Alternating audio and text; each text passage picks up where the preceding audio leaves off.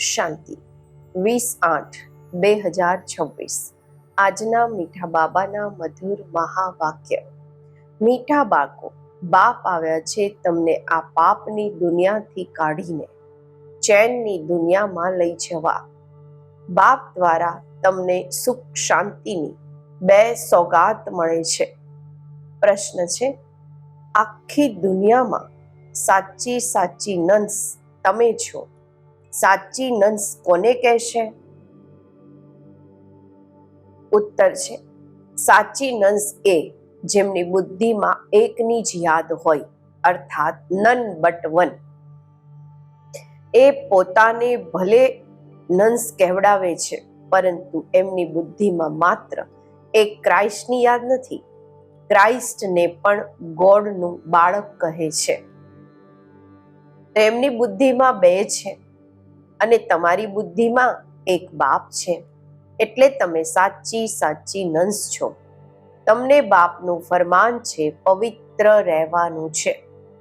ગીત છે, इस पाप की दुनिया से कहीं दूर ले चल जहां सुख और चैन मिले. ओम शांति. મીઠા મીઠા રૂહાની બાળકોએ ગીત સાંભળ્યું. કોણે સાંભળ્યું? આત્માઓએ. આત્માને પરમાત્મા નથી કહેવામાં આવી શકતા. મનુષ્યને ભગવાન નથી કહી શકતા. અચ્છા, અત્યારે તમે છો બ્રાહ્મણ. તમને અત્યારે દેવતા નથી કહેવામાં આવતા. બ્રહ્માને પણ દેવતા નથી કહેવામાં આવી શકતા. ભલે કહે છે બ્રહ્મા દેવતાય નમઃ, વિષ્ણુ દેવતાય નમઃ, પરંતુ બ્રહ્મા અને વિષ્ણુમાં તો ખૂબ ફરક છે. વિષ્ણુને દેવતા કહેવામાં આવે છે. બ્રહ્માને દેવતા નથી કહી શકતા, કારણ કે એ છે બ્રાહ્મણોના બાપ. બ્રાહ્મણોને દેવતા નથી કહેવામાં આવી શકતા. હવે આ વાતો કોઈ મનુષ્યને નથી સમજાવી શકતા. ભગવાન જ સમજાવે છે. મનુષ્ય તો અંધશ્રદ્ધામાં જે આવે છે એ બોલી દે છે. અત્યારે તમે બાળકો સમજો છો. રૂહાની બાપ અમને બાળકોને ભણાવી રહ્યા છે. પોતાને આત્મા સમજવું જોઈએ. અહમ આત્મા આ શરીર લઈએ છીએ. અહમ આત્માએ 84 જન્મ લીધા છે. જેમ જેમ કર્મ કરે છે એવું શરીર મળે છે. શરીરથી આત્મા અલગ થઈ જાય છે તો પછી શરીરથી પ્યાર નથી રહેતો. આત્માથી પ્યાર રહે છે. આત્મામાં પણ પ્યાર ત્યારે છે જ્યારે કે આત્મા શરીરમાં છે. પિત્રોને મનુષ્ય બોલાવે છે. શરીર તો એમનું ખતમ થઈ ગયું. આત્મા તો શરીરમાંથી નીકળી ગઈ, છતાં પણ એની આત્માને યાદ કરે છે. એટલે બ્રાહ્મણોમાં પણ બોલાવે છે. બ્રાહ્મણના તનમાં બોલાવે છે. કહે છે ફલાણાની આત્મા આવો, આ ભોજન આવીને ખાઓ. એટલે કે આત્મામાં મોહ રહે છે. પરંતુ પહેલા શરીરમાં મોહ હતો. તે શરીર યાદ આવતું હતું. એવું નથી સમજતા કે અમે આત્માને બોલાવીએ છીએ. આત્મા જ બધું કરે છે. આત્મામાં સારા કે ખરાબ સંસ્કાર રહે છે. પહેલા છે દેહ અભિમાન, પછી એના બાદ બીજા વિકારો આવે છે. બધાને મળાવીને કહેવામાં આવે છે વિકારી. જેમનામાં આ વિકાર નથી એમને કહેવામાં આવે છે નિર્વિકારી. આ તો સમજો છો. બરોબર, ભારતમાં જ્યારે દેવી દેવતાઓ હતા તો એમનામાં દેવી ગુણ હતા. આ લક્ષ્મી નારાયણનો છે જ દેવી દેવતા ધર્મ. જેમ ક્રિશ્ચન ધર્મમાં મેલ અથવા ફિમેલ, સ્ત્રી અથવા પુરુષ બધા ક્રિશ્ચન છે. આ પણ કહેવામાં આવે છે દેવી દેવતા. રાજા રાણી પ્રજા બધા દેવી દેવતા ધર્મના છે. આ ખૂબ ઊંચો સુખ આપવા વાળો ધર્મ છે. બાળકોએ ગીત પણ સાંભળ્યું. આ આત્માએ કહ્યું કે બાબા, એવી જગ્યાએ લઈ ચાલો જ્યાં મને ચેન અને શાંતિ હોય. એ તો છે સુખધામ અને શાંતિધામ. અહીંયા ખૂબ બેચેન છે. સતયુગમાં બેચેની હોતી નથી. આત્મા જાણે છે બાબા વગર કોઈ ચેનની દુનિયામાં લઈ જઈ નથી શકતું. બાપ કહે છે મુક્તિ અને જીવન મુક્તિ, આ બે સોગાત તો હું કલ્પ કલ્પ લાવું છું, પરંતુ તમે ભૂલી જાઓ છો. ડ્રામામાં ભૂલવાનું જ છે. બધું ભૂલી જાય ત્યારે તો હું આવું. અત્યારે તમે બ્રાહ્મણ બન્યા છો. તમને નિશ્ચય છે કે અમે 84 જન્મ લીધા છે. જે પૂરું જ્ઞાન નહીં ઉઠાવશે તે પહેલા નવી દુનિયામાં પણ નહીં આવશે. ત્રેતા કે ત્રેતાના અંતમાં આવી જાય. બધો આધાર છે પુરુષાર્થ પર. સ્વર્ગમાં સુખ હતું. આ લક્ષ્મી નારાયણનું રાજ્ય હતું. અચ્છા, આમના આગલા જન્મમાં કોણ હતા? કોઈને ખબર નથી. આગલા જન્મમાં આ બ્રાહ્મણ હતા, લક્ષ્મી નારાયણ. એનાથી પહેલા શુદ્ર હતા. વર્ણો પર તમે સારી રીતે સમજાવી શકો છો. અત્યારે તમે સમજો છો કે અમે 21 જન્મોના માટે ચેન પામીશું. બાબા અમને એ રસ્તો બતાવી રહ્યા છે. અમે અત્યારે પતિત છીએ એટલે બેચેન છીએ, દુઃખી છીએ. જ્યાં ચેન હોય એને સુખ શાંતિ કહેશે. તો અત્યારે તમારા બાળકોની બુદ્ધિમાં આદિ મધ્ય અંતનું જ્ઞાન છે. સમજો છો બરોબર સતયુગમાં ભારત કેટલું સુખી હતું. દુઃખ અથવા બેચેનીનું નામ નહીં હતું. અત્યારે તમે પુરુષાર્થ કરી રહ્યા છો સ્વર્ગમાં જવાનું. અત્યારે તમે બનો છો ઈશ્વરીય સંપ્રદાયના, અને એ છે આસુરી સંપ્રદાયના. કહે છે ને પાપ આત્મા. આત્માઓ અનેક છે, પરમાત્મા એક છે. બધા બ્રધર્સ છે, ભાઈ ભાઈ છે. બધા પરમાત્મા હોઈ નથી શકતા. આટલી નાનકડી વાત પણ મનુષ્યોની બુદ્ધિમાં નથી. બાબાએ સમજાવ્યું છે આ આખી દુનિયા મોટો બેહદનો ટાપુ છે. એ નાના નાના ટાપુ હોય છે. આ બેહદ ટાપુ પર રાવણનું રાજ્ય છે.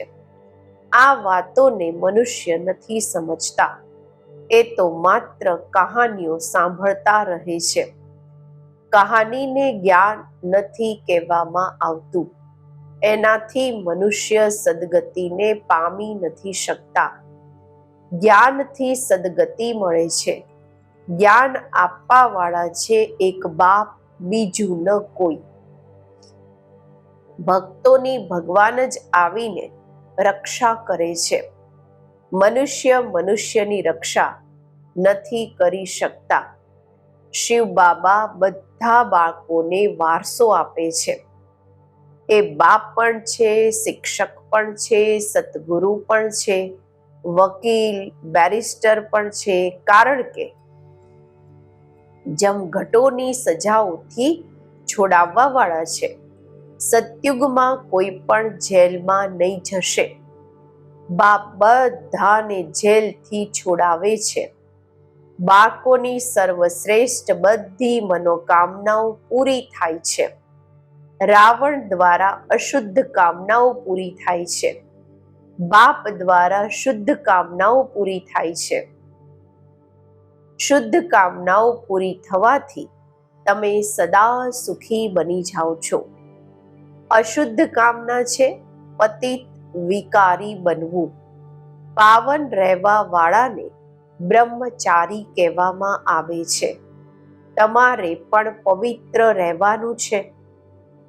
પવિત્ર બની અને પવિત્ર દુનિયાના માલિક બનવાનું છે. પતિતથી પાવન એક બાપ જ બનાવે છે. સાધુ સંત વગેરે તો વિકારથી પેદા થાય છે. દેવતાઓના માટે એવું થોડી કહેશે. ત્યાં વિકાર હોતા જ નથી. તે છે જ પાવન દુનિયા. લક્ષ્મી નારાયણ સંપૂર્ણ નિર્વિકારી હતા. ભારત પવિત્ર હતું. આ અત્યારે તમે સમજો છો. સતયુગમાં પ્યુરિટી હતી, પવિત્રતા હતી, તો પીસ પ્રોસ્પરિટી પણ હતી. ત્યાં શાંતિ હતી, પવિત્રતા હતી તો શાંતિ બી હતી, સુખ પણ હતું, સંપત્તિ પણ હતી, બધા સુખી હતા. રાવણ રાજ્ય જ્યારથી થયું છે તો નીચે ઉતરતા આવ્યા છે. અત્યારે તો કોઈ કામના નથી રહ્યા, એકદમ કોડી જેવા બની ગયા છે. હવે ફરી હીરા જેવા બાપ દ્વારા બનો છો. ભારત જ્યારે સતયુગ હતું તો હીરા જેવું હતું. અત્યારે તો કોડી જેવું પણ નથી. પોતાના ધર્મની જ કોઈને ખબર નથી પડતી. પાપ કરતા રહે છે. ત્યાં તો પાપનું નામ નથી. તમે દેવી દેવતા ધર્મના નામી ગ્રામી છો. દેવતાઓના ઢેર ચિત્રો છે, અનેક ચિત્રો છે. બીજા ધર્મમાં જોશો એક જ ચિત્ર રહે છે. ક્રિશ્ચનની પાસે એક જ ક્રાઇસ્ટનું ચિત્ર હશે, બૌદ્ધોની પાસે એક જ બુદ્ધનું. ક્રિશ્ચન ક્રાઇસ્ટને જ યાદ કરે છે. એમને નન્સ કહેવામાં આવે છે. નન્સ એટલે સિવાય એક ક્રાઇસ્ટના બીજા કોઈ નહીં. એટલે કહે છે નન બટ ક્રાઇસ્ટ, એકમાત્ર ક્રાઇસ્ટ. બ્રહ્મચારી પણ રહે છે. તમે પણ નન્સ છો. તમે પોતાને ગ્રહસ્થ વ્યવહારમાં રહેતા નન્સ બનાવો છો. એક જ બાપને યાદ કરો છો. નન બટ વન, એક શિવ બાબા, બીજું ન કોઈ. એમની બુદ્ધિમાં પછી બુદ્ધિમાં પણ બે આવી જાય છે. ક્રાઇસ્ટના માટે પણ સમજશે એ ગોડનું બાળક હતું, પરંતુ એમને ગોડની નોલેજ નથી. તમને બાળકોને નોલેજ છે. આખી દુનિયામાં એવું કોઈ નથી જેને પરમાત્માનું જ્ઞાન હોય. પરમાત્મા ક્યાં રહે છે, ક્યારે આવે છે, એમનો શું પાઠ ચાલે છે, આ કોઈ નથી જાણતા. ભગવાનને જાની જાનનહાર કહેવામાં આવે છે. સમજે છે એ અમારા દિલની વાતને જાણે છે. બાપ કહે છે હું નથી જાણતો, મને શું પડી છે જે દરેકના દિલને બેસીને વાંચું, રીડ કરીશ. હું તો આવ્યો જ છું પતિતોને પાવન બનાવવા. જો કોઈ પવિત્ર નથી રહેતા, જૂઠ બોલે છે, તો નુકસાન પોતાને પહોંચાડશે. ગવાયેલું છે દેવતાઓની સભામાં અસુર જઈને બેસતા હતા. ત્યાં અમૃત વેચવામાં આવતું હતું. કોઈ વિકારમાં જઈને પછી છુપાઈને સંતાઈને આવીને બેસે છે તો એ અસુર થયા ને. પોતે જ પોતાનું પદ ભ્રષ્ટ કરી દેશે. દરેકને પોતાનો પુરુષાર્થ કરવાનો છે, નહીં તો પોતાનો જ સત્યાનાશ કરે છે. ઘણા એવા છે જે સંતાઈને બેસી જાય છે. કહે છે અમે વિકારમાં થોડી જઈએ છીએ, પરંતુ વિકારમાં જાતા રહે છે. એટલે કે પોતાને ઠગે છે, પોતાનું જ સત્યાનાશ કરે છે. પરમ પિતા પરમાત્મા, જેમનો રાઈટ હેન્ડ ધર્મરાજ છે, એમની આગળ ખોટું બોલે છે તો પોતે જ દંડના, સજાના ભાગી થઈ જાય છે. ઘણા સેન્ટર્સમાં પણ એવા હોય છે.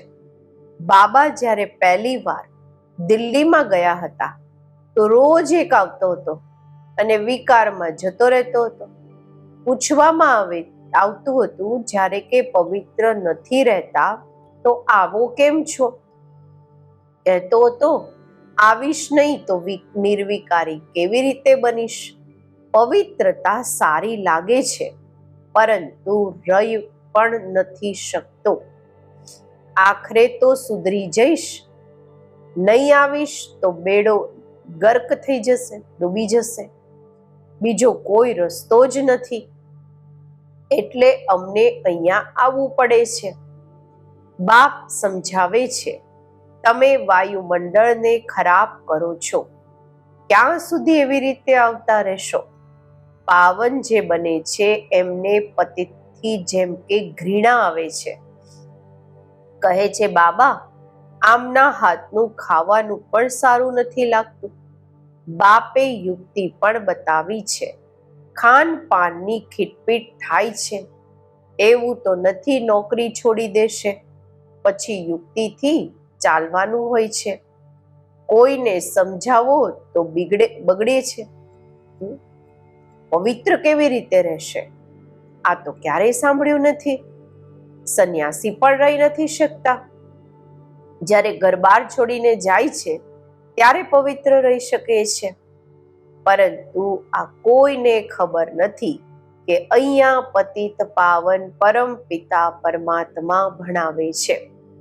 નથી માનતા એટલે વિરોધ કરે છે. શિવ બાબા બ્રહ્મા તનમાં આવે છે. કોઈ શાસ્ત્ર બતાવો.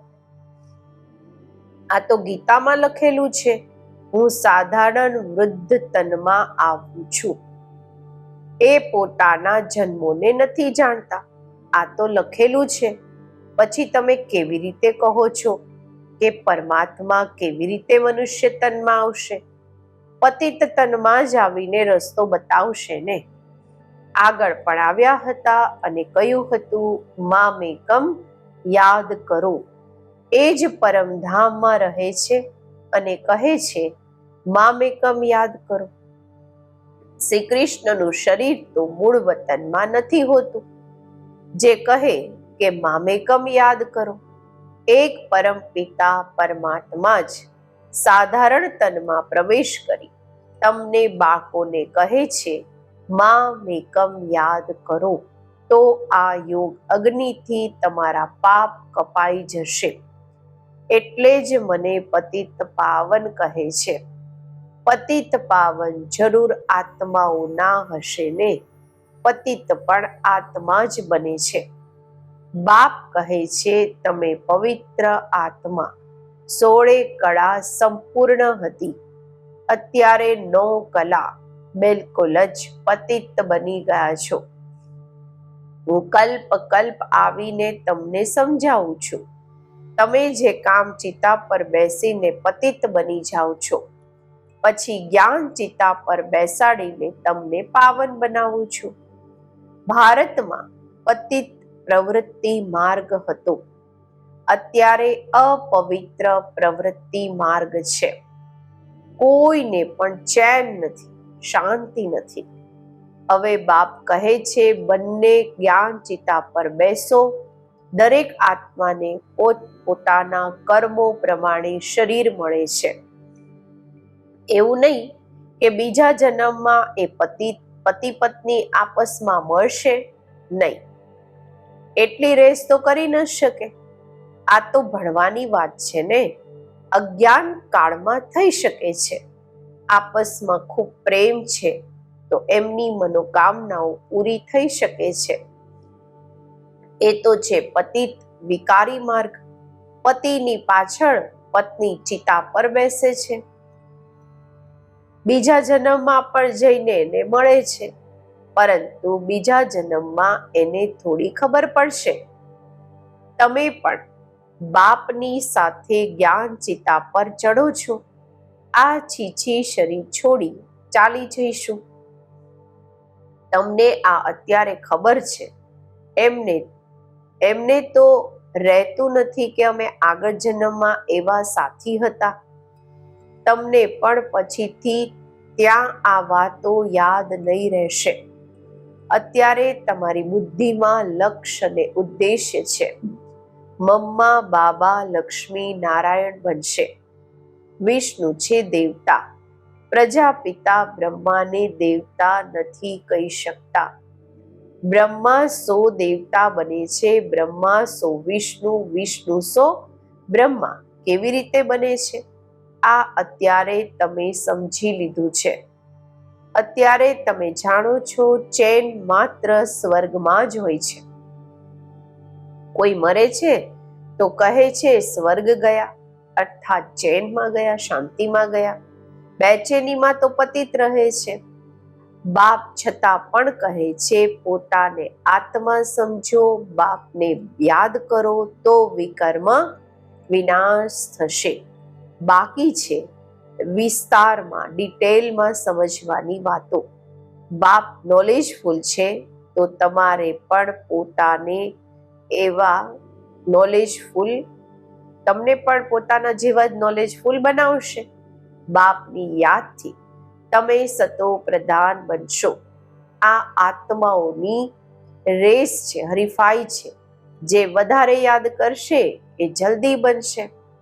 આ છે યોગ અને ભણવાની રેસ. સ્કૂલમાં પણ રેસ હોય છે ને, ઢેર સ્ટુડન્ટ્સ હોય છે, કેટલા બધા વિદ્યાર્થીઓ હોય છે, એમનામાં પણ નંબર 1 જે નીકળે છે એને સ્કોલરશિપ મળે છે. એક જ ભણવાનું લાખો કરોડો આત્માઓના માટે હોય છે. તો આટલા સ્કૂલ પણ હશે ને. અત્યારે તમારે આ ભણવાનું છે. બધાને રસ્તો બતાવો. આંધળાઓની લાકડી બનો. ઘર ઘરમાં સંદેશ પહોંચાડવાનો છે. અચ્છા, મીઠા મીઠા સિકી લધા બાળકો પ્રત્યે માત પિતા બાપ દાદાના યાદ પ્યાર અને ગુડ મોર્નિંગ. રૂહાની બાપના રૂહાની બાળકોને નમસ્તે. આપણે રૂહાની બાળકોના રૂહાની બાપને નમસ્તે. ધારણા માટે મુખ્ય સાર. પહેલું છે, હવે અશુદ્ધ કામનાઓનો ત્યાગ કરી શુદ્ધ કામનાઓ રાખવાની છે. સૌથી શુદ્ધ કામના છે પવિત્ર બની પવિત્ર દુનિયાના માલિક બનીએ. કોઈ પણ ભૂલને છુપાવી પોતે પોતાને ઠગવાના નથી. ધર્મરાજ બાપથી સદા સાચા રહેવાનું છે. બીજું, જ્ઞાન ચિતા પર બેસી આ ભણવામાં રેસ કરી ભવિષ્ય નવી દુનિયામાં ઊંચું પદ પામવાનું છે. યોગ અગ્નિથી વિકર્મોના ખાતાને દગ્ધ કરવાના છે, ખતમ કરવાના છે. આજનું વરદાન, બુદ્ધિની પ્રીત એક પ્રીતમથી લગાવીને સદા સન્મુખની અનુભૂતિ કરવા વાળા વિજય રત્ન ભવ. પ્રીત બુદ્ધિ અર્થાત બુદ્ધિની લગન એક પ્રીતમની સાથે લાગેલી હોય. જેમની એકની સાથે પ્રીત છે એમની અન્ય કોઈ પણ વ્યક્તિ કે વૈભવની સાથે પ્રીત જોડાઈ નથી શકતી. એ સદા બાપ દાદાને પોતાના સન્મુખ અનુભવ કરશે. એમને મનસામાં પણ શ્રીમતના વિપરીત વ્યર્થ સંકલ્પ કે વિકલ્પ નથી આવી શકતા. એમના મુખથી કે દિલથી આ જ બોલ નીકળશે, તુમી સે ખાઉં તુમી સે બેઠું. તમારી સાથે જ ખાઈશ, તમારી સાથે જ બેસીશ, તમારી સાથે જ રમીશ, તમારી સાથે જ વાત કરીશ, તમારી સાથે સર્વ સંબંધ નિભાવીશ. એવી સદા પ્રીત બુદ્ધિ રહેવા વાળા જ વિજય રત્ન બને છે. સ્લોગન છે, જોઈએનો સંકલ્પ આવવો પણ રોયલ રૂપનું માંગવું છે. અવ્યક્ત ઇશારા, અપવિત્રતાના બીજને પણ સમાપ્ત કરી સંપૂર્ણ સ્વચ્છ પવિત્ર બનો. સંગમ યુગ પર બાપ દાદાએ બધા બાળકોને પહેલું વ્રત આપ્યું છે, સંપૂર્ણ પવિત્ર ભવ.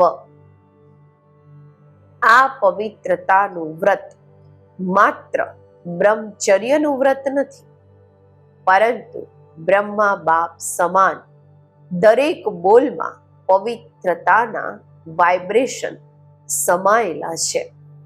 સમાયેલા હોવા જોઈએ. દરેક સંકલ્પમાં પવિત્રતાનું મહત્વ હોય. દરેક કર્મમાં કર્મયોગી જીવનનો અનુભવ હોય. આને કહેવામાં આવે છે બ્રહ્મચારી સો બ્રહ્મચારી. ઓમ શાંતિ.